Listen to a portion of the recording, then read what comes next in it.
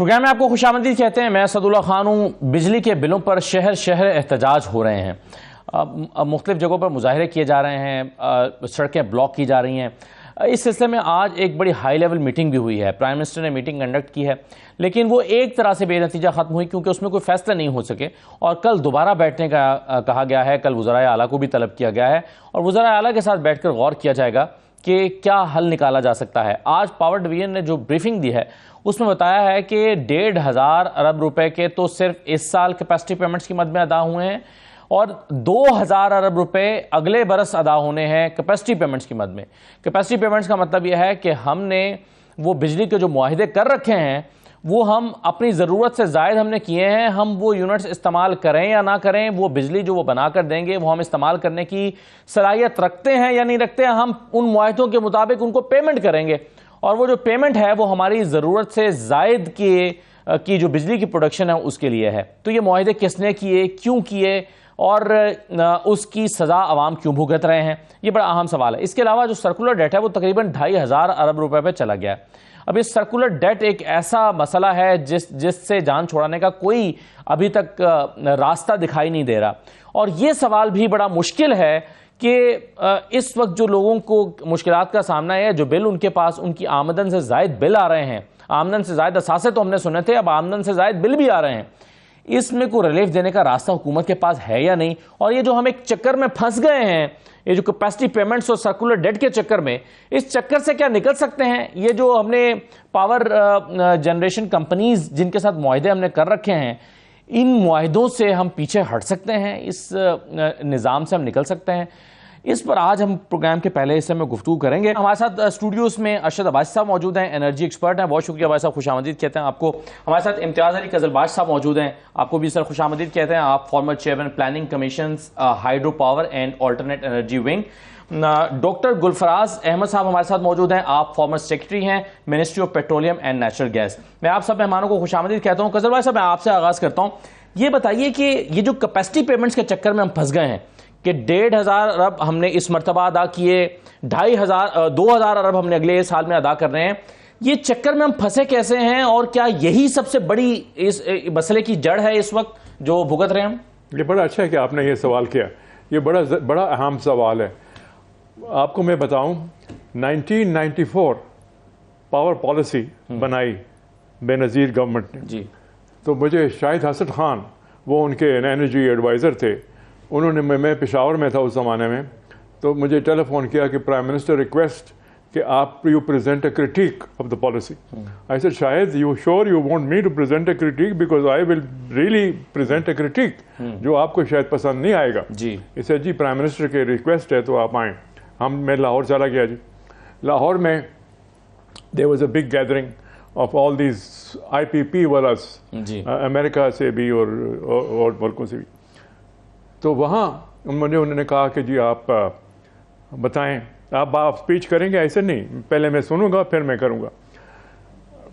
میری جب یہ سنا سب کی کہانیاں کہ یہ جی we are having this beautiful arrangements independent power projects, I said 6.75 cents is too مچ.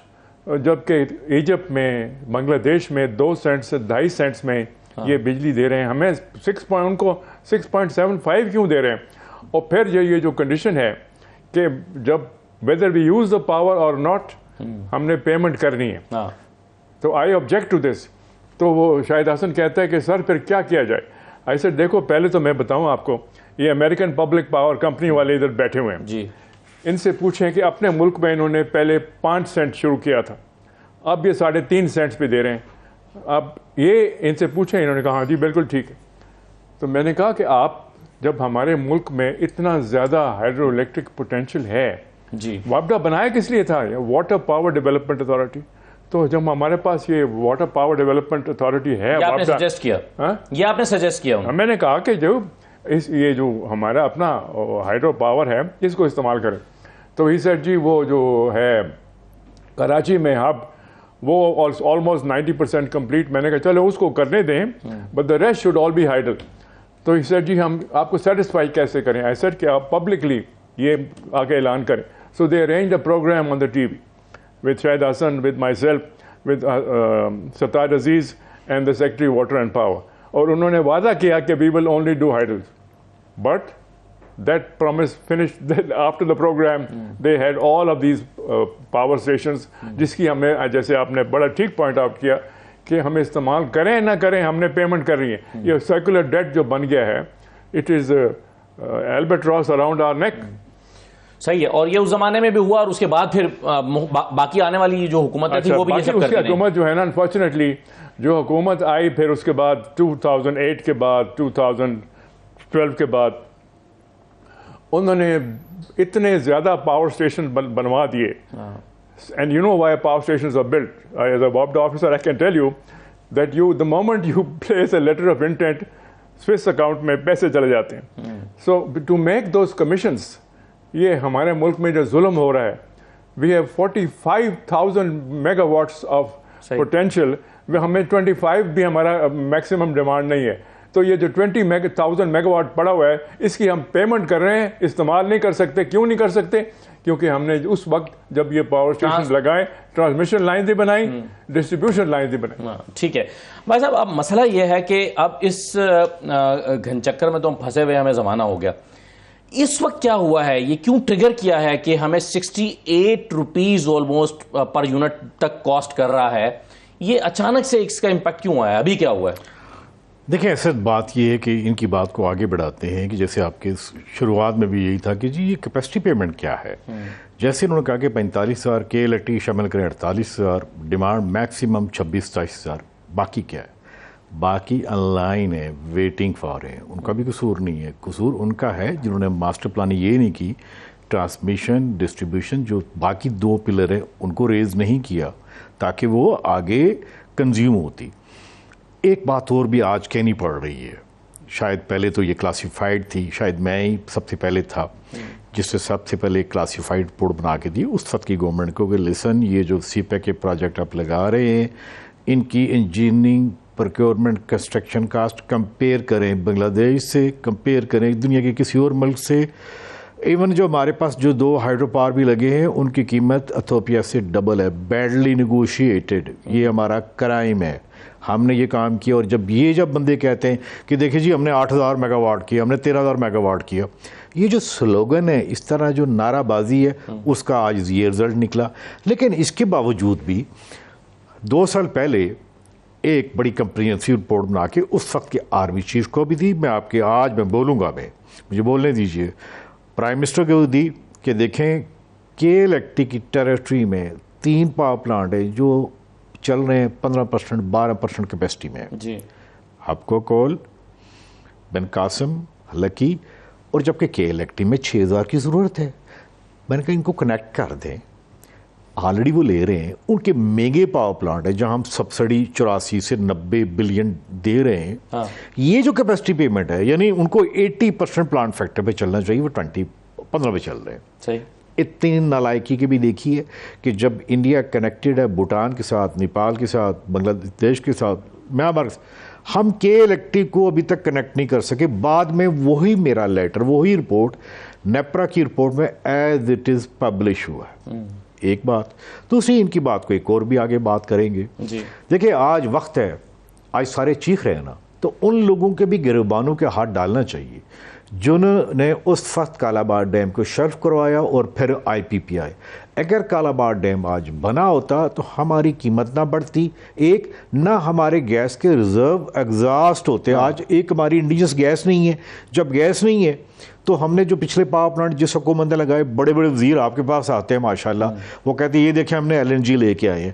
اس وقت ہی کہا تھا کہ دیکھیں کس قیمت کے اوپر کول کے لگائے ہیں. کول کہاں سے آ رہا؟ آسٹریلیا سے آ رہا, ساؤتھ افریقہ سے آ رہا ہے, بھلے وہاں سے انڈونیشیا سے آ رہا ہے. ان کی قیمت کتنی کی پڑی ہے؟ فیول کاسٹ بڑی ہے.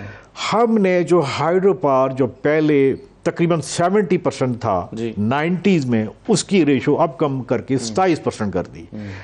ایک بات جو پوری قوم کو پتہ چلنی چاہیے کہ وہ سارے لوگ جو یہ دعوے کرتے تھے ہم نے دیکھیں کتنا ایڈ کیا, ہم نے جی یہ ایڈ کیا, ٹیکنیکلی ایویلویشنز ہونی چاہیے کہ بھائی ایکچولی یہ میتھمیٹکس ہے، یہ سلوگن نہیں ہے، یہ وہ نہیں ہے جو آپ کے ٹیلی ویژن میں ہر جگہ پہ اشتہار چلتے ہیں. وہ اشتہار اور میتھمیٹکس دو مختلف چیزیں ہیں. جب تک ہم یہ نہیں کریں گے نہیں حل ہوگا. اور آخری بات جی دیکھیں، آپ کے پروگرام میں کہنا چاہتا ہوں، ہم بات کرتے ہیں تو ہم کہتے ہیں کس نے کیا؟ ہماری بیوروکریسی ہے نا، ہمارے ہی پولیٹیشین ہیں. گلباشن نے یہ نہیں کیا، یہ مجھے پتا ہے. اگر آپ کوئی کوانٹیٹیو ایک کمیشن بیٹھے کہ اس نے کتنا نقصان کیا، انڈیا نے ہمارا کتنا کیا، اسرائیل نے کتنا کیا، اور وہ لوگ دیکھیں جنہوں نے یہ سارا کام کیا. اور میں آپ کو بتا بھی رہا ہوں کہ چونکہ میں نے 2-1 سال نیب میں بھی لگایا اور مجھے افسوس سے کہنا پڑتا کہ میں نے ضائع کیے. ایک پیسہ بھی ہم نے ان بندوں سے ریکور نہیں کیا. وہ لوگ جو اس کے ذمہ داران ہیں، کس سے ہم نے پیسہ کور کیا؟ آج جو کرمنل ہیں وہی ایٹ دی ٹاپ ہے. جس ملک میں یہ ایسے ہوگا کہ جو ہوئی کرمنل ہے، یہ بات سچ ہے، یہ میتھمیٹکس ہے، جیسے 2+2=4 ہے، اس میں there is no addition نہیں ہو سکتی. تو میرے یہ ایک گزارشات ہیں جو پاکستان کے لوگ سنیں. بھائی صاحب، آپ کی باتوں سے تو ایسا لگ رہا ہے کہ شاید ابھی بھی پھر اس کا ہم حل کیسے نکالیں گے؟ اگر آپ کہہ رہے ہیں 2 سال آپ نے نیب میں لگایا اور آپ کچھ ریکور نہیں کر سکے. مجھے 1 منٹ دیجیے گا. جی میں آپ کے سولوشن 1 منٹ دیکھ لیجیے. آپ نے کہا سولوشن. صرف 6 مہینے پہلے اسی پرائم منسٹر شہباز شریف کو ایک لیٹر لکھا کہ یہ جو آپ کے لائن لاسز ہیں 540 بلین، اس کو 6 مہینے میں الحمدللہ میں ہاف کر سکتے ہیں. ہاف سرکولیٹ کا حصہ ہے نا. جس کیا جواب آیا؟ میں جا کے جہانزیب صاحب سے ان سے ملا، بڑی میٹنگ بھی کی، یہ بھی کی. وہ جواب ملا کہ بھائی میرا کوئی ایکچولی کوئی پولیٹیکل بیک گراؤنڈ نہیں، وہ نہیں ہے. اس کے علاوہ وہ جو میری رپورٹ ہے جو پرائم منسٹر ہو کہ بھائی اس کو کنیکٹ کریں، یہ کیپیسٹی پیمنٹ ہم بچ سکتے ہیں. یہ جو 2000 ارب ہے یہ سولوشن ہے. اگر میں غلط ہوں مجھے ڈی چوک میں آپ ہینگ کریں. اور اگر ورلڈ بینک، ADB، UN کو اس سے بہتر سولوشن دیتا ہے مجھے میری اکاؤنٹیبلٹی کریں اوپر. تو اور آپ بتائیے ہم کیا کر سکتے ہیں؟ بالکل ٹھیک ہے. اب ڈاکٹر گلفراز صاحب، اب مسئلہ یہ ہے کہ یہ اس وقت عوام پھنس گئے اور حکومت بھی پھنس گئی ہے. دیکھا جائے تو آج وہ سر جوڑ کے بیٹھے ہیں لیکن کوئی حل ان کے پاس نکل نہیں رہا. یہ ابھی الائج کر رہے تھے، ظاہر ہے معلومات ہوں گی قزلباش صاحب کے پاس. وہ کہہ رہے ہیں کہ جی یہ سارا معاملہ ہم ہائیڈل پر اس لیے نہیں گئے کیونکہ اس میں کٹس ملتے ہیں. سوئس بینکس کا وہ حوالہ دے رہے ہیں، کمیشنز کی بات کر رہے ہیں. تو مجرم تو شاید بہت زیادہ ہیں، لیکن اب کیا ان مجرموں کو پکڑا جا سکتا ہے یا کوئی اس غلطی کو ٹھیک کرنے کا کوئی راستہ موجود ہے ہمارے پاس؟ دیکھیں جی، میرے کولیگز نے بڑے اچھے کامنٹس دیے ہیں اور آئی تھنک وہ انرجی سیکٹر کے ساتھ، پاور سیکٹر کے ساتھ خود انوالو رہے ہیں. اور ان کے کامنٹس کی روشنی میں کہوں گا کہ ان چیزوں کا انکوائری ہونی چاہیے، کمیشن بیٹھنے چاہیے، چاہے 20 سال گزر گئے، کیونکہ اسی نے پاکستان کے فیوچر کو تباہ کیا ہے. اور جب تک ہم اس کی اصلاح نہیں کریں گے نیا فیوچر بن نہیں سکتا. میں جس وقت یہ پاور پالیسی 1994 بن رہی تھی اور اس وقت بڑی ایک دفعہ جب ہماری میٹنگ ہوئی اور پاور سیکٹر اور فیول سیکٹر دونوں اکٹھے ہوئے تو پہلی دفعہ ہمیں پتہ چلا کہ اب ہماری ٹیرف 6.5 سینٹس یا 6.4 سینٹس آ رہی ہے. تو ہم نے احتجاج کیا، جو فیول سائڈ کے لوگ تھے سب نے احتجاج کیا کہ یہ ٹیرف کہیں بھی دنیا میں آج کل نہیں مل رہی، یہ اس کو کم از کم 1 سینٹ کم ہونا چاہیے. اس سے پہلے ہم نے جو ایک ڈیم ہے جو اس کو 1200 میگا واٹ کا کراچی میں، اس کی جو ٹیرف تھی وہ تقریباً 5.4 فائنلائز ہو چکی تھی. اور پھر ظلم یہ ہے کہ جب انرجی پالیسی کی ٹیرف اپروو ہوگی تو بعد میں ان لوگوں نے بھی ملی بکت کر کے تو اپنی طے شدہ ٹیرف کو اسی پر لے آئے 6.4.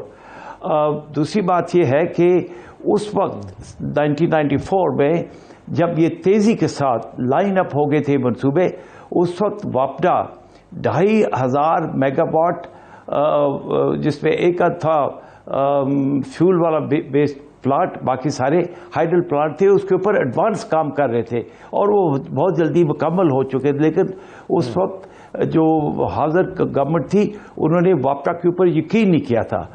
اب بات یہ ہے کہ جب یہ دوسرا ایک لہر آئی نئے پروجیکٹ لگنے کی، تو اس کے اوپر میں ریٹائرڈ تھا اس وقت جی، آپ کو یہ بھی بتا دوں کہ چیئرمین نیپرا بھی تھا میں، تو اس وقت اصول بنے تھے کہ 1 میگا واٹ پاور بھی پاکستان کے اندر نہیں لگے گی جب تک 4 چیزیں اس کی آپٹیمل نہیں ہوں گی.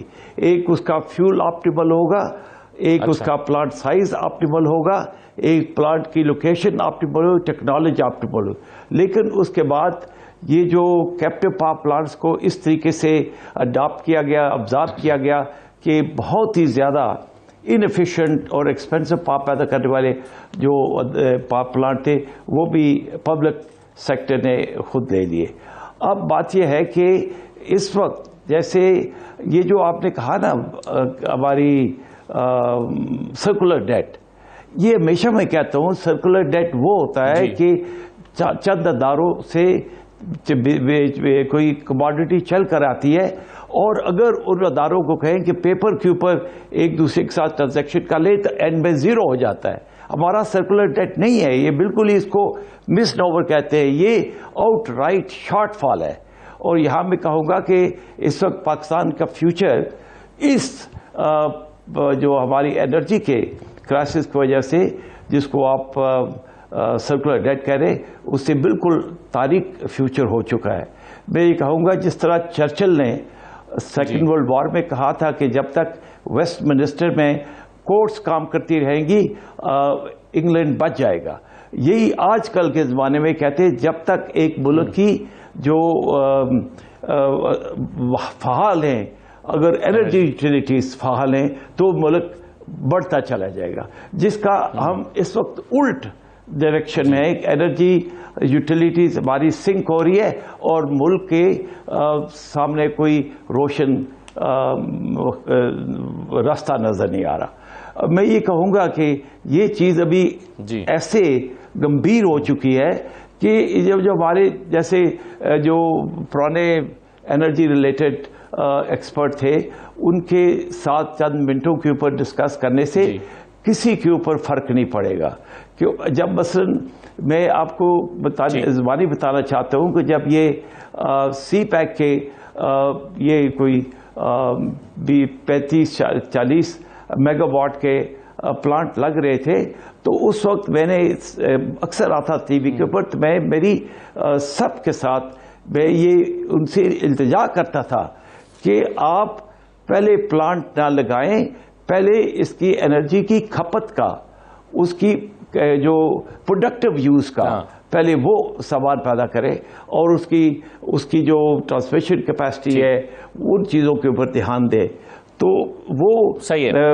دیکھیں سر اس میں ایک ہم نے پلانٹ لگا لیے، ایک ہم نے کلچر بہت دیکھا ہے، پلانٹ لگا لیے لیکن بالکل صحیح ہے سر، آپ نے بالکل صحیح نقطہ اٹھایا کہ آپ پہلے اس کی کھپت کو تو دیکھیں کہاں ہوگا پھر آپ وہ کریں. لیکن اس میں قذر بھائی صاحب ایک بڑا معاملہ ہے، ابھی وزراء کی بات کر رہے تھے، باسی صاحب کہہ رہے تھے کہ جی منسٹرز آپ کے پاس آتے ہیں تو آپ ان سے سوال کرتے ہوں گے.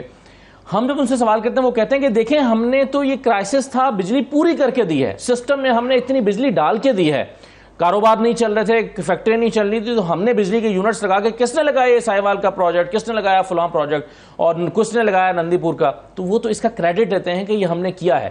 تو از اٹ اے کریڈٹ؟ یہ واقعی ان کا کریڈٹ بنتا ہے، ان کو دیا جانا چاہیے؟ بالکل نہیں بنتا. دیکھیں ہم نے جب وابڈا بنایا، I'll go back into history. جی وابڈا ہم نے بنایا 1958 میں. جی ہم صرف کوئی 8-10 انجینئر تھے. غلام فاروق صاحب تھے. غلام فاروق واز اے جینیس. اس کی طرح مینجمنٹ کو سمجھنے والا کوئی پاکستان میں پھر پیدا نہیں ہوا. اس نے PIDC میں انڈسٹری لگائی، پھر وابڈا بنایا. اونلی 8-10 ہم لوگ تھے جو کہ وابڈا شروع کیا ہم نے. جی ہم جب شروع کیا وابڈا تو ہم نے ملتان پاور اسٹیشن بنایا اور اسی ساتھ ہی ٹرانسمیشن لائنز اور ڈسٹریبیوشن لائنز بنائیں. ورسک بنا، منگلا بنا، تربیلا بنا، 20 میگا واٹ کے 4-5 اور ہائیڈل پاور اسٹیشن بنے. دیکھیں ہمارے پاس excuse me 1,00,000 mega watt hydro electric potential ہے. 1,00,000 mega watt hydro electric potential ہے. ہم اس وقت بھی صرف 8,000 میگا واٹ استعمال کر رہے ہیں. But let me go back into the history. 1975 میں جب ہم نے آلریڈی ورسک مانگلا تربیلا بنا لیا تھا تو ہم نے ایک کانفرنس ارینج کی. میں واپڈا 1974 میں 75 میں چھوڑ دیا تو میں نے اپنی کنسلٹنگ انجینئرنگ کمپنی بنائی تھی. تو اس میں ہم نے لاہور میں کانفرنس ارینج کی role of hydro electric resources in the development of Pakistan. یہ ہائی لیول میٹنگ تھی. about 150 engineers, Minister for Water and Power, all the concerned secretaries, وابڈا کا چیئرمین, وابڈا کے ممبر سارے تھے. ادھر میرا جو کی نوٹ پیپر تھا وہ ایکسیپٹ ہوا. وہ یہ تھا, میں نے کہا کہ اب ہم نے آگے جانا ہے. اس کے لیے ہمیں پتہ ہے کہ ہمارے پاس یہ ہائیڈرو الیکٹرک پوٹینشیل ہے. اس کے لیے ہم نے تربیلا آلموسٹ کمپلیٹ ہے تو ہم نے ایک انڈیپینڈنٹ فارن کنسلٹنگ کمپنی بنائیں جو کہ یہ نہ کہہ سکے کہ یہ پنجاب کی سائڈ لے رہا ہے یا صوبہ سرحد کی سائڈ لے رہا ہے یا سندھ کی side. It should be an independent foreign consulting company ہو شوڈ. ہمارے وی نو کہ انڈس کے اوپر کافی سائٹس ہیں تو وہ یہ سائٹس ہمیں بتایا کہ کون سی سائٹس بہترین ہیں. صحیح. وہ دیٹ واز 1975. 1977 میں تو ضیاء الحق آ گیا تو وہ something got delayed. But that ranking study did take place between 81 and 84. اور انہوں نے کہا کہ سب سے بیسٹ پروجیکٹ ہے باشا, داسو, بنجی, تھاکوٹ. یہ انہوں نے 8 پروجیکٹس بتا دیے 84 میں. وہ 8 سنیے. تو اب انفارچونیٹلی ہمارے جو دوست ہیں, ارشد انکلوڈیڈ, کہ انہوں نے کہا کہ جی کالا باغ نہیں بنے گا تو کچھ نہیں بنے گا. سو for 35 years we have no hydroelectric development. اب this is the real tragedy of Pakistan کہ a country with 100,000 megawatt of hydroelectric potential, today we only have 8,000 megawatt hydroelectric. یہ ایک ظلم ہے بالکل. جیسے ارشد نے بھی کہا only 25%. اس وقت ہم نے جب شروع کیا تھا تو we had 70-75% hydro. اور اب آپ پہنچ گئے ہیں کہ only 25%. ابھی let me finish. اب ہم نے اس کو پرسیو کرتے رہے کہ یہ ڈیمز بادشاہ داسو بنجی بننی چاہیے. کالا باغ لابی نے ہم بڑا ہی اپوز کیا. یہ ہمارے دوست ارشد کی طرح لوگ تھے کہ نہیں جی اگر کالا باغ بن گیا, کالا باغ بن بھی جاتا تو اس سے only 3600 میگا واٹس, کچھ نہ بنتا. اس وقت we need thousands. یہ جو 45 ہیں یہ بھی کم ہے for a country of 100 and 200. کیا مطلب ہے, کتنی پاپولیشن ہے ہماری؟ 24 کروڑ ہو گئی تو جی آلریڈی مور دین 230 ملین. اس کے لیے only to have even 45,000 megawatts is not enough. یہ بہت کم بجلی ہے. اس لیے یہ بجلی مہنگی اس لیے ہے کہ یہ ہائیڈل نہیں ہے. we have to import everything. اگر یہ سارے ہائیڈرو الیکٹرک پاور اسٹیشن بن جاتے بادشاہ داسو بنڈی تھاکوٹ اینڈ سو آن تو یہ پرابلم نہ ہوتا اور ہم ہائیڈرل پہ چلتے جاتے very different situation would have. لیکن اگر وہ بن جاتے تو پھر یہ جو آئی پی پیز ہیں وہ کیسے آتے اور پھر بیرون ملک وہ پھر سوئس بینکس کیسے چلتے. اچھا واضح صاحب آپ کا 2-3 دفعہ ذکر بھی ہو گیا. اینی وے مجھے ایک تو یہ بتائیں کہ آج جو میٹنگ ہوئی ہے ہائی لیول میٹنگ, کل بھی ایک میٹنگ ہونے جا رہی ہے, کیا واقعی اس وقت اس حکومت کے پاس کوئی ایسا پلان ہو سکتا ہے جس سے وہ ایگزیکیوٹ کر سکیں اور یہ جو آج لوگ بل نہیں دے رہے کیونکہ وہ بل دے ہی نہیں سکتے اور وہ جلا رہے ہیں, اس کا کوئی حل نکال سکتے ہیں؟ اسد ایک تو بات یہ کہ میرے دونوں قابل قدر سینئر ہیں, ہم نے ان سے بڑا کچھ سیکھا بھی ہے. ایک میں بتا دوں کہ میں وہ پداشی مسلمان ہوں جو کالا باغ ڈیم کو شروع سے قبول کر چکا تھا. ایک بات. اب آپ نے کہا کہ گورنمنٹ کے پاس چوائسیز کیا ہیں. یہاں پہ اس گورنمنٹ میں ایک نمونہ آیا, اس نے سب سے پہلے کہا کہ ڈسکو کو کر دیں, کس کے حوالے کر دیں, صوبوں کے حوالے کر دیں تاکہ NFC سے کلیکشن کر سکے. لیکن بات وہیں کی وہیں رہے گی. وہ سلوشن جو ہم نے پرپوز کیا کہ لیسن دیکھیں smart grid is a solution. دوسرا وہ لیٹر میں لکھا ہوا ہے, آپ کاش پڑھوا دیں کہ کس طریقے سے 550 بلین کو ہم 6 مہینے میں آدھا کر سکتے ہیں. میں یہاں یہ بھی بتاتا چلوں کہ جب یہ کول کے پاور پلانٹ لگا رہے تھے تو اس وقت مجھے اپرچونٹی ملی تو میں کول کے 4-5 ملکوں میں ٹریننگ مل گئی اور اس کا پالیسی بریف آج بھی ملا ہوا ہے. ہم نے یہ کہا ہے کہ دیکھیں جناب احسن اقبال صاحب خواجہ آصف صاحب کہ جب آپ کول کے پاور پلانٹ لگا رہے ہیں تو ان کی ڈفرینٹ کیٹیگری ہیں، جیسے گاڑیوں کی کیٹیگری ہیں سوزوکی، جس کی آپ نے لینے ہیں سپر کرٹیکل، جو کم سے کم کوئلہ لیں اور زیادہ سے زیادہ بجلی بنائیں، جیسے بنگلہ دیش نے لیے، جیسے اور ملکوں نے لیے چائنا سے۔ ہم نے سچی بات بتاؤں، اگر اس کو کرٹیکلی انالیسس کریں تو یہ جو پاور پلانٹ لگے وہ جو شینجنگ میں اور شنگھائی میں اور بیجنگ میں جو پولوشن کر رہے تھے وہ اٹھا کے ہم نے یہاں لگا دی۔ اگر نہیں تو آج ان کی کول کنزمپشن دیکھ لیں، ٹیکنیکل ایشو لیکن بات سچ ہے۔ ایک بات، دوسری، ان کے پاس چوائسز کیا ہے؟ ان کے پاس چوائسز یہ ہے سب سے بڑی کہ جو ہمارے پاور پلانٹ لیس کیپیسٹی پہ چل رہے ہیں، جس کی کیپیسٹی پیمنٹ ہمیں دینی پڑ رہی ہے، یہاں پہ دو ورٹیکلی انٹیگریٹڈ دو آرگنائزیشن، ایک کے الیکٹرک ہے اور ایک ریسٹ آف سی پی پی ہے۔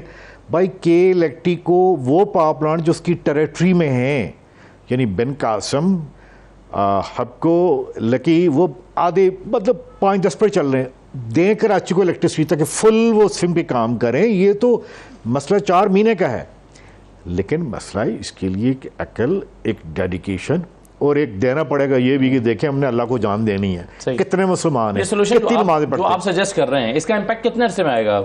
میرے خیال میں جی میکسیمم 6 ماہ میں، اور یہ 2 سال سے ڈسکشن، پہلے وہ پنڈی میں ڈسکشن ہوتی رہی، پھر یہاں پہ ہوتی رہی ہے، پھر نیپرا نے وہ ایز اٹ از اپنی اینول رپورٹ میں چھاپا۔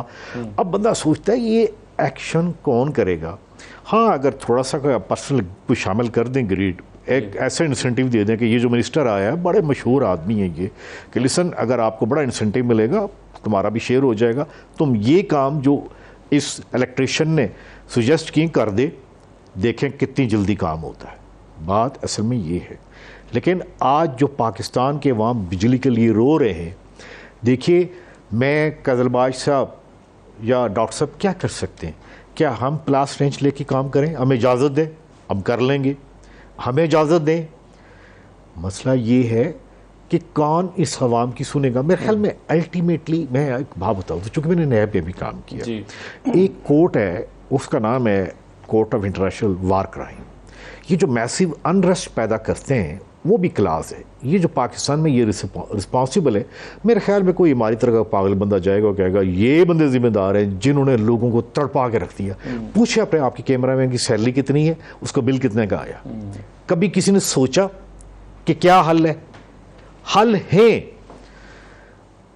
لیکن کرنے کے لیے ایک کمٹمنٹ چاہیے، ایک ول چاہیے۔ صحیح ہے۔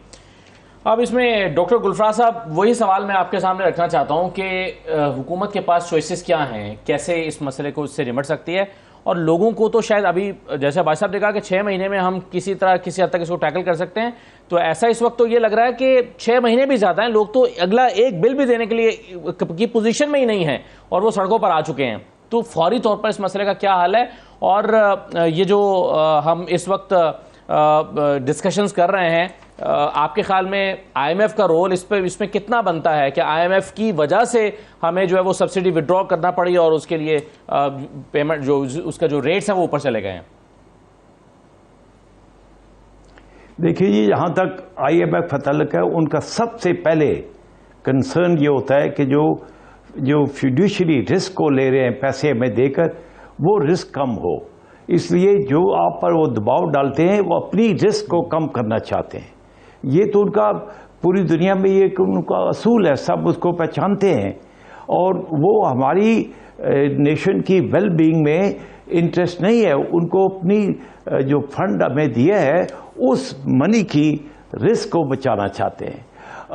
کیا ہو سکتا ہے؟ پہلی بات یہ ہے کہ اگر اس ملک کے اندر جو کیپیبل لوگ ہیں، اور وہ لوگ بہت ہیں، ملک کے اندر کام کر رہے ہیں، ملک سے باہر کام کر رہے ہیں، بہت اچھا ان کے پاس علم ہے، ڈگریاں ہیں، ایکسپیرینس ہے، اور ریکگنائزڈ لوگ ہیں، ان کو اگر موقع ملے تو وہ کوئی رستہ نکال سکتے ہیں۔ لیکن یہاں پر تو ایک بڑا ایشو ہے، یہ ایشو تو کچھ رہا ہی نہیں، بڑا ایشو ہے یہاں پر تو کوئی جمہوریت ہی نہیں ہے، یہاں پر کوئی اہلیت کے بیسس کے اوپر تو پاور والی جگہ پر آتا نہیں ہے۔ یہ ایک بہت بڑا ایشو ہے اس وقت پاکستان کی موجودگی کے اوپر، پاکستان کی فیوچر کے اوپر۔ دنیا کے پاس سوالیہ نشان بن چکے ہیں، اور وہ تبھی ہوگا جب صرف جمہوریت کو چلنے دیا جائے گا. وہی ڈٹرمن کریں گے ایکسپرٹس کی اوپینین کے ساتھ کس راستے پر چلنا چاہیے، کس سمت پر چلنا چاہیے. جو ہی وہ راستہ نکل آئے گا جہاں پر ڈکٹیشن نہیں ہوگی کہ باہر کے ملکوں کے ساتھ ہمارے ریلیشن کون سیٹل کرے گا، جہاں پر ڈکٹیشن نہیں ہوگی کہ گورنمنٹ کون بنائے گا، گورنمنٹ کیا کرے. کوئی اب کسی دنیا میں کسی جگہ پر آرمڈ فورسز اپنے دفاع پر دھیان دیتی ہے، یہاں پر دفاع تو کچھ ہو ہی رہا ہے، لیکن اقتصادیات کے تفصیل میں، زراعت میں ان کو کوئی مقام ہی نہیں ہے، نہ ہی ان کو کوئی ہے. تو آپ سمجھتے ہیں ڈاکٹر صاحب کے سسٹم میں قصوروار ہے نا؟ پھر آپ تو یہ سمجھتے ہیں کہ ہمارے ہاں اہلیت کی بنیاد پر لوگ آگے نہیں آتے، پالیسیز مفادات اپنے مفادات کو سامنے رکھتے ہوئے بنائی جاتی ہیں. لیکن اس میں بھائی صاحب اب مختصراً یہ بتا دیجیے گا، آپ کا بھی میں کامنٹ اور مختصراً آپ کا بھی لے لیتا ہوں کہ یہ ہم فوری طور پر، میں پھر آپ سے یہ جان رہا ہوں کہ لوگوں کی تکلیف آج کی ہے، فوری طور پر سلوشن کوئی ہے ہمارے پاس؟ اسد، جیسے تو میں نے پہلے کہا کہ یہ جو پیپر ہیں، یہ جو رپورٹ ہیں، پرائم منسٹر ہاؤس بھی ہے، آرمی چیف کے پاس بھی ہے، آئی ایم ایف تک بھی چلی گئی ہے کہ دیکھیں آپ نے کیا کرنا ہے. دوسری ایک اور بات مجھ سے آج پوچھتے ہیں کہ کاش سننے والا ہوں، یار یہ جو کاکڑ صاحب بھی بڑے ملتے ہوتے تھے پہلے، اب تو ظاہر نہیں ملیں گے. پاکستان میں جتنے بھی تھرمل پاور پلانٹ جن کی ایفیشنسی 35% سے کم ہے، ہمیں امیجیٹلی ان کو ریٹائرڈ کر دینا چاہیے. سنیں، ان کی جو کیپیسٹی پیمنٹ دینا ایک کرائم ہے. یہ کون دے رہا ہے مجھے بتائیں. آپ اپنے پاس کوئی گاڑی ایسی رکھیں گی جو 1 لیٹر میں 2 کلومیٹر کرتی ہے؟ ہمارے پاس وہ پاور پلانٹ ہیں جن کی ہم نے ایکسٹینشن بھی دی ہے. یہ بڑی آسان سی بات ہے. اور دوسری ایک بات کلیئرٹی میں کرنا چاہوں گا، ہماری ڈیبیٹ اکثر چلی جاتی ہے، میں آپ بھی چینل پہ دیکھتے رہتے ہیں جی آئی ایم ایف. دیکھیں مجھے بتائیں، میں آپ سے 10 سال پہلے تو آپ مجھ سے ایک بلینک چیک نہیں لیں گے کہ یار کب واپس کرو گے، کیا ہے وہ بینک ہے، کیوں ایکسپیکٹ کرتے ہیں ان سے کہ وہ آپ کے لیے کوئی ریم کریں؟ وہ ہمارے کزن بیٹھی ہوئی ہے وہاں پہ. ابھی جو بلیم شفٹنگ ہو رہی ہے کہ یہ پچھلی حکومت کر گئی، ذمہ دار وہ ہے، وہ کہتے ہیں کہ نہیں یہ جو 16 مہینے حکومت کر کے گئی ہے وہ ذمہ دار ہے. اور کچھ لوگ آج کہہ رہے تھے، رانا تنویر صاحب کا میں اسٹیٹمنٹ سنا تھا، وہ کہتے تھے کہ جی یہ نگران حکومت کر رہی ہے. دیکھیں اسد، ایک بات بتاؤں، گورنمنٹیں تبدیل ہوتی رہتی ہیں. جاپان میں شاید 6 مہینے بعد ہوتی ہیں، بڑی بڑی گورنمنٹ ہوتی ہیں. وہ کسٹوڈین، وہ جو منسٹری میں بیٹھے ہوئے پروفیشنل ہیں، وہ ان کا کام ایسے ہی ہے کہ جیسے آپ ڈاکٹر کے پاس جاتے ہیں وہ پرسکرپشن آپ کا حل کرے. یہ ان کی ذمہ داری، ان کی اکاؤنٹیبلٹی ہے. لیکن مسئلہ یہ ہے کہ پاکستان میں اکاؤنٹیبلٹی احتساب ہے ہی نہیں ہے. جو secretary ministry of water and power میں تھا وہ منسٹر ہے آج کل سندھ کا. یا کمال بات کرتے ہیں. ایک جملے میں اگر آپ کچھ کہنا چاہیں، وقت ختم ہو گیا ہے، کہ کوئی فوری سولوشن ہے ہمارے پاس؟ یہ بڑا مشکل سوال ہے، لیکن میں ایک سے 2 باتیں کروں گا. ایک تو یہ ہے کہ 2019 میں ہم نے ہائیڈرو الیکٹرک ڈیولپمنٹ پھر شروع کر دی. بادشاہ، داسو، محمد، 3 بڑے ہائیڈرو الیکٹرک پاور اسٹیشن وہ بن رہے ہیں. یہ میرے 35 سال کے اسٹرگل کا حصہ ہے، نتیجہ. اب جو کرنا ہے، یہ کیپیسٹی پیمنٹس جو ہم کر رہے ہیں، ان لوگوں سے بات کرنی بڑے ضروری ہے کہ یہ 2 چیزیں کرنی. ایک تو ٹرانسمیشن لائنز اور ڈسٹریبیوشن لائنز بنانی ہے، اور دوسرا ان کو کہنا ہے کہ بھائی تھوڑا انصاف بھی کرو. یہ دس از دی سولوشن. ایک چھوٹی بات سر، انصاف ان سے کیوں مانگے؟ بات یہ ہے کہ جب آپ پلانٹ لگے ہوئے ہیں، وہ ریٹائر 25 سال لائف پوری ہو چکی ہے، لائسنس میں. چلے، بہت شکریہ سر تمام مہمانوں کا پروگرام میں شرکت کرنے کے لیے. آپ کا بہت شکریہ. ایک چھوٹا سا بریک لینے ہیں، بریک کے بعد حامد خان صاحب ہمارے ساتھ موجود ہوں گے. ذرا ان سے ہم یہ عدلیہ کے حوالے سے اس وقت ایک کیمپین چل رہی ہے عدلیہ کو جو ہے وہ بدنام کرنے کے لیے، یہ کیا ہو رہا ہے، اس پر بات کرتے ہیں بریک کے بعد.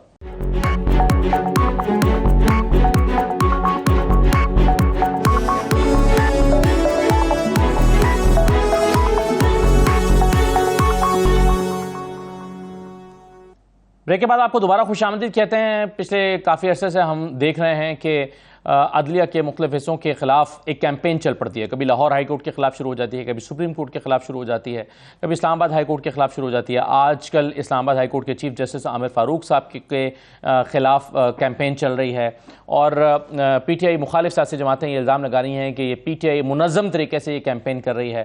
لیکن انفارچونیٹلی ہم نے پچھلے ایک سال میں بھی سپریم کورٹ کے چیف جسٹس سمیت مختلف ججز کے لیے بھی جو ہے وہ کیمپین دیکھی ہے ہوتے ہوئے، اور میں چند جملے آپ کے سامنے رکھنا چاہتا ہوں، ذرا اس کو دیکھ لیجئے۔ حامد خان صاحب ہمارے ساتھ موجود ہیں، پھر ہم ان سے گفتگو کرتے ہیں کہ یہ کیوں ہو رہا ہے، اس کا ذمہ دار کوئی ایک سیاسی جماعت ہے، کون کر رہا ہے، کیسے ہو رہا ہے، اس کی روک تھام کیسے ممکن ہے۔ حامد خان صاحب بہت شکریہ ہمیں جوائن کرنے کے لیے۔ سر، کبھی ہم دیکھتے ہیں کہ ایک جماعت اسلام آباد ہائی کورٹ کو نشانہ بنا رہی ہے، دوسری جماعت سپریم کورٹ کو نشانہ بنا رہی ہے، کبھی ہم لاہور ہائی کورٹ کو دیکھتے ہیں کہ وہ نشانے پر آ جاتا ہے۔ یہ کیا طرز عمل ہے سر؟ بینگ اے سینئر لائر، قانون دان، آپ کیسے دیکھتے ہیں اس رویے کو؟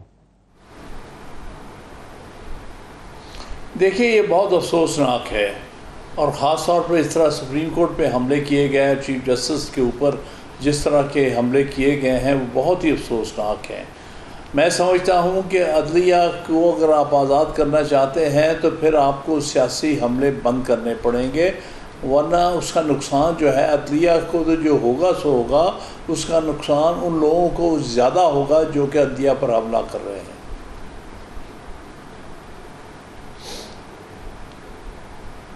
حامد خان صاحب، ابھی نون لیگ کا یہ خیال ہے کہ تحریک انصاف اسلام آباد ہائی کورٹ کے چیف جسٹس پہ حملہ کر رہی ہے اور منظم کیمپین کر رہی ہے، اس لیے کہ انہوں نے ٹرائل کورٹ کے جج کو ریمانڈ بیک کیوں کیا، اور پھر یہ ہے کہ وہ پی ٹی آئی چیئرمین کی ضمانت کیوں نہیں ہو رہی۔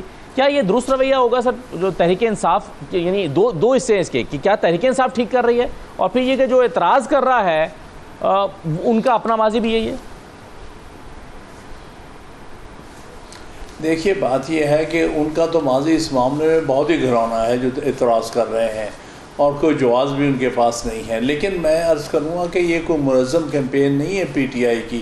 پی ٹی آئی تو اس وقت پوری طرح سے بکھر گئی ہوئی ہے، جس طرح سے اس کو بکھیر دیا گیا ہے، اس کے سارے جو اہم عہدیداران ہیں وہ پابند سلاسل ہیں، کوئی پرٹیکولر پالیسی تو اس وقت فریم ہو نہیں رہی، لہذا ان حالات میں کیسے کہا جا سکتا ہے کہ یہ منظم کیمپین ہے یا پی ٹی آئی کی ایک سینکشنڈ پالیسی ہے؟ یہ میں نہیں سمجھتا کہ یہ درست بات ہے۔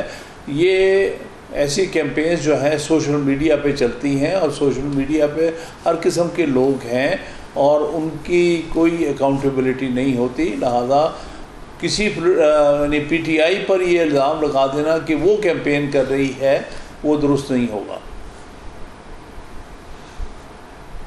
اچھا حامد خان صاحب، ہم دیکھتے ہیں کہ پچھلے 1.5 سال سے خاص طور پر ججز کو بائسڈ کہا جا رہا ہے۔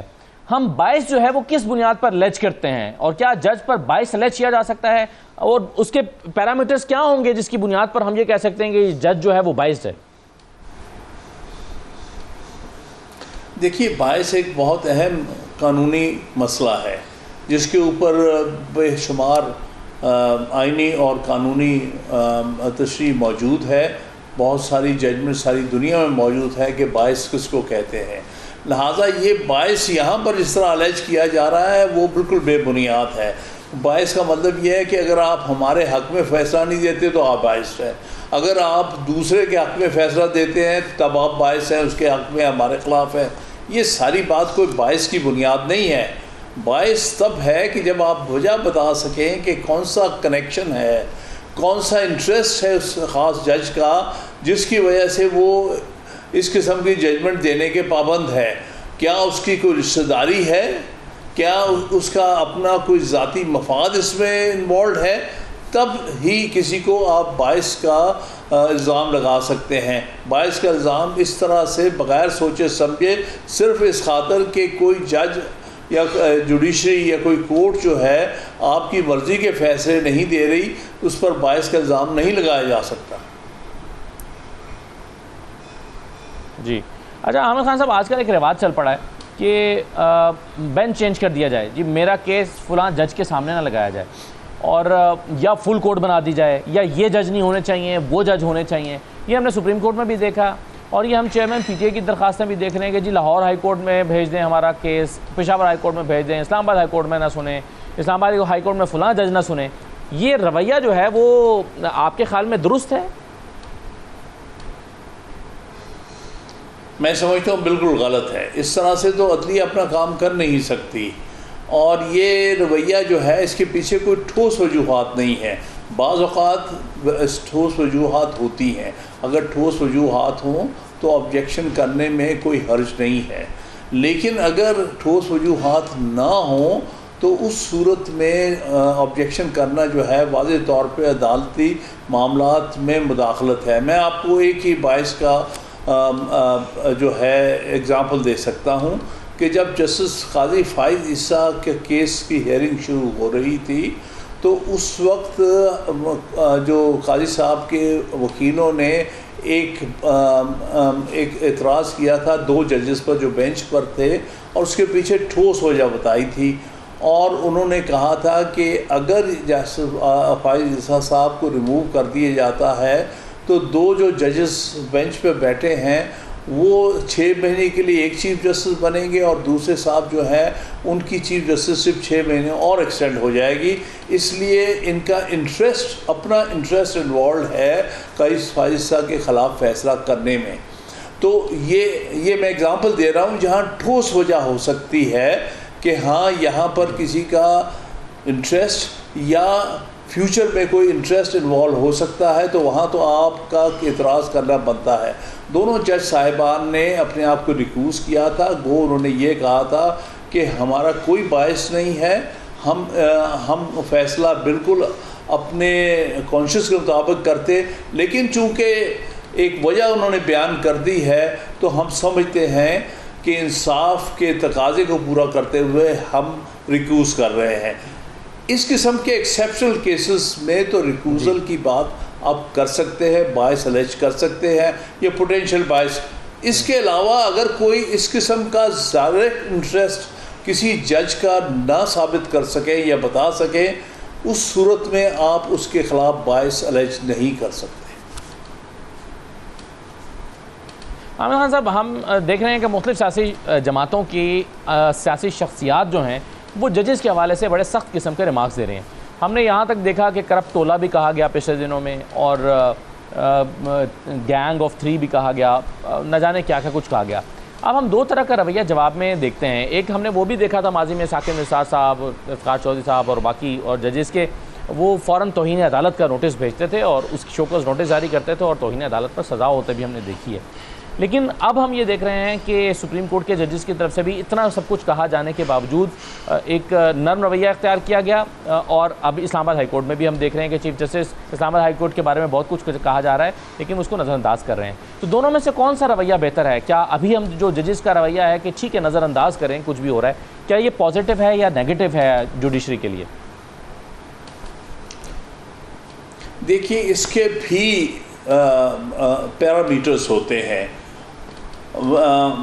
اگنور کرنا بعض اوقات مناسب ہوتا ہے یہ سمجھتے ہوئے کہ یہ ایک پولیٹیکل مائنڈ کی وجہ سے ہو رہا ہے، لیکن یہاں پر جو ہو رہا ہے وہ اس وجہ سے نہیں ہو رہا۔ جس طرح سے ابورشن کا ایک مسئلہ تھا جس کو supreme court U S A کی سپریم کورٹ کنسیڈر کر رہی تھی، تو دونوں طرف سے پرو ابورشن اور اینٹی ابورشن کراؤڈس باہر اکٹھے ہوتے تھے اور ججز کو برا بھلا بھی کہتے تھے، اور ججز دونوں طرف کے جو ہے اس کو اگنور کرتے تھے کیونکہ ایک خاص پبلک سٹینس تھا۔ یہاں پر تو پرسنل اٹیک کیے جا رہے ہیں۔ مثال کے طور پر نوٹس لینا چاہیے تھا جب سپریم کورٹ کے باہر چند پولیٹیکل پارٹیز نے کھڑے ہو کے سپریم کورٹ کو تھریٹن کیا جب وہ کیس سن رہے تھے۔ ایسی صورت میں تو سپریم کورٹ کی کارروائی میں براہ راست مداخلت کی کوشش کی تھی چند پولیٹیکل پارٹیز نے اور پولیٹیکل لیڈرز نے۔ وہ ایک ایسا معاملہ ہے جس میں کہ رعایت نہیں برتنی چاہیے۔ یہ ہوا تھا کہ سپریم کورٹ ادروائز اگر اتنا سیریس میٹر نہ ہو، کہا تھا یہ ماحول ہی نہیں ہے سماعت والا۔ دیکھیے بالکل اس نے صحیح کہا تھا کہ اگر باہر یہ کچھ ہوگا تو اچھا نہیں، لیکن ان کو نوٹس لے کر ان کو بالکل نوٹس دینا چاہیے تھا کیونکہ وہ عدالت کی کارروائی میں براہ راست مداخلت کر رہے تھے۔ اس قسم کی چیز جو ہے وہ یہ سٹیٹمنٹس کی حد تک نہیں ہے، یہ تو جو ہے کنٹیمپٹ کے بنیادی اصولوں میں آتا ہے۔ جہاں عدالت کی کارروائی کے رستے میں رکاوٹ کوئی پیش کرے گا تو وہ بہت بڑی کنٹیمپٹ کمٹ کرتا ہے اور کورٹ کو نوٹس لینا چاہیے اس قسم۔ بہت شکریہ حامد خان صاحب، بہت شکریہ پروگرام میں شرکت کرنے کے لیے۔ مختلف اوقات میں ہم دیکھتے ہیں کہ عدلیہ کے حوالے سے کیمپینز چلائی جاتی ہیں. آج کل اسلام آباد ہائی کورٹ کے بارے میں سوشل میڈیا پہ جو کیمپین چل رہی ہے, نون لیگ اس پر بہت تنقید کر رہی ہے کہ یہ کیمپین کیوں ہو رہی ہے, لیکن نون لیگ خود اس کا حصہ رہی ہے, بلکہ فرنٹ فٹ پہ رہی ہے جب چیف جسٹس سپریم کورٹ کے چیف جسٹس آف پاکستان پر اس طرح کے حملے کیے گئے ہیں. لاہور ہائی کورٹ کو نشانہ بنایا گیا ہے جب انہوں نے الیکشن کا فیصلہ دیا کہ الیکشن ہونے چاہیے. تو انفارچونیٹلی کوئی بھی سیاسی جماعت ہو, یہ رویہ افسوسناک ہے. اجازت دیجیے, اللہ حافظ.